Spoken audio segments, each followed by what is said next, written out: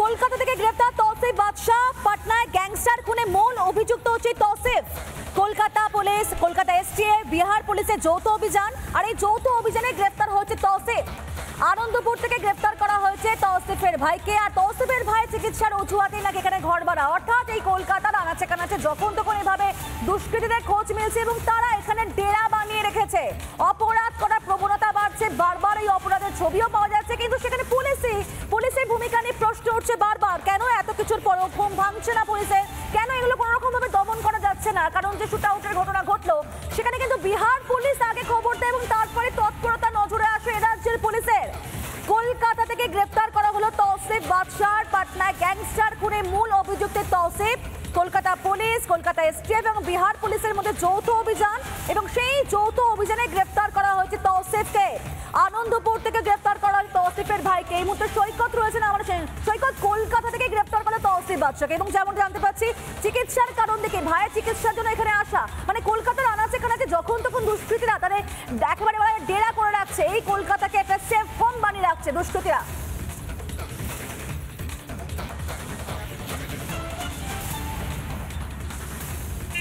একদমই, এই বিশেষ করে এই আনন্দপুর থানা এলাকার বা আনন্দপুর থানা থেকে 200 থেকে 250 মিটার দূরে গতকালকে এই নটোরিয়াস ক্রিমিনাল তৌসিফ বাদশা এবং তার গ্যাং অ্যারেস্ট হয়েছে। তার মধ্যে একজন যে ইনজিওর্ড আছে, পায়ে বুলেট ইঞ্জুরি আছে, সে সম্পর্কে তৌসিফের ভাই, এমনটাই জানা যাচ্ছে। অন্যদিকে এই আনন্দপুর থানা এলাকা থেকে 2021-এ একাধিক বাংলাদেশি গ্রেপ্তার হয়েছিল, প্রায় 20 জনের বেশি বাংলাদেশি গ্রেপ্তার হয়েছিল। উত্তরপ্রদেশ এটিএসের একটি মামলা, একটি তদন্ত, সেই তদন্তে নেমে উত্তরপ্রদেশ এটিএস এই আনন্দপুর থানায় আসে। আনন্দপুর থানা এলাকার গুলশন কলোনি এলাকা থেকে বাংলাদেশিরা গ্রেপ্তার হয়েছিল। মূলত তখন তদন্তে জানা গেছিল যে সেই বাংলাদেশিদেরকে ভারতীয় পরিচয়পত্র তৈরি করে এই ভারতবর্ষেই থাকা বা বিদেশে তাদেরকে পাঠিয়ে দেওয়ার একটা চক্র কাজ করেছিল। অর্থাৎ আনন্দপুর থানা এলাকা একটা ভাড়া থাকা বা বহিরাগত লোকজনদের ভাড়া নেওয়ার জন্য শহর কলকাতার প্রাণকেন্দ্রে সহজে পৌঁছানোর জন্য এই আনন্দপুর থানা এলাকা এটা কিন্তু ফার্স্ট চয়েস বা অন্যতম একটা গুরুত্বপূর্ণ চয়েস। তার কারণ হচ্ছে এই আনন্দপুর থানা এলাকার স্থানীয় বাসিন্দারা যেটা বলছেন যে খুব শান্ত এলাকা, সেই জন্যই আসে। গতকালকেও যাদেরকে গ্রেপ্তার করা হয়েছে সেই তৌসিফ এবং তার গ্যাং শুক্রবার রাতের বেলায় এসেছিল। শুক্রবার দুপুরবেলা বা বেলার দিকে তারা প্রথমে সুখবৃষ্টিতে যায়। গতকাল যাদেরকে আটক করেছিল এসটিএফ, রিপাবলিক বাংলায় সকাল থেকে টানা এক্সক্লুসিভ ভিজুয়াল আমরা দেখিয়েছিলাম। সেই 5 জনের কাছে শুক্রবার প্রথমে তারা গিয়েছিল, সুখবৃষ্টিতে বেশ কিছুক্ষণ কাটিয়ে রাতের বেলায় তারা সুখবৃষ্টি থেকে এই আনন্দপুর থানা এলাকাতে যে গেস্ট হাউস থেকে গ্রেপ্তার হয়েছে সেখানে চলে আসে। এই আনন্দপুরে আসার আগে তৌসিফ তার এখানে থাকা একজন পরিচিতকে কল করেছিল, এমনটা জানা যাচ্ছে।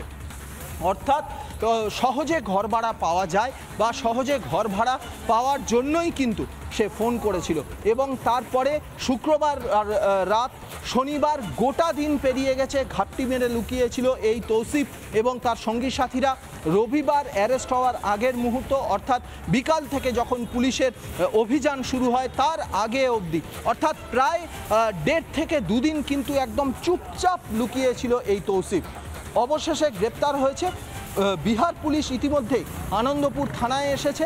আনন্দপুর থানা থেকে এই ঘটনায় যারা গ্রেপ্তার হয়েছে তাদের একাধিক লোকজন অর্থাৎ ভিন রাজ্যে দুষ্কৃতীদের ডেরা হয়ে গিয়েছে। বাংলা অপরাধ করে সহজে কিন্তু কলকাতা আনাচে কানাচে তারা লুকিয়ে থাকছে। সৈকত, তুমি থাকো আমাদের সঙ্গে। এই মুহূর্তে দুটো ছবি দেখাচ্ছে আমাদের দর্শক বন্ধুদেরকে, দেখতে পাচ্ছেন একদিকে কলকাতা থেকে ধৃত তৌসিফ এবং তৌসিফের সম্পর্কে এতক্ষণ জানাচ্ছিলেন আমাদের প্রতিনিধি। অন্যদিকে দেখুন পাটনার সেই হাসপাতালে ঢুকে সেখানে যেভাবে খুন করা হয়েছিল। এবং নানা ধরনের কন্টেন্ট দেখার জন্য লাইক করুন, শেয়ার করুন আমাদের ফেসবুক পেজ, সাবস্ক্রাইব করুন আমাদের ইউটিউব চ্যানেল। পাশাপাশি অন্যান্য ব্রেকিং নিউজের জন্য অবশ্যই চোখ রাখুন রিপাবলিক বাংলায়।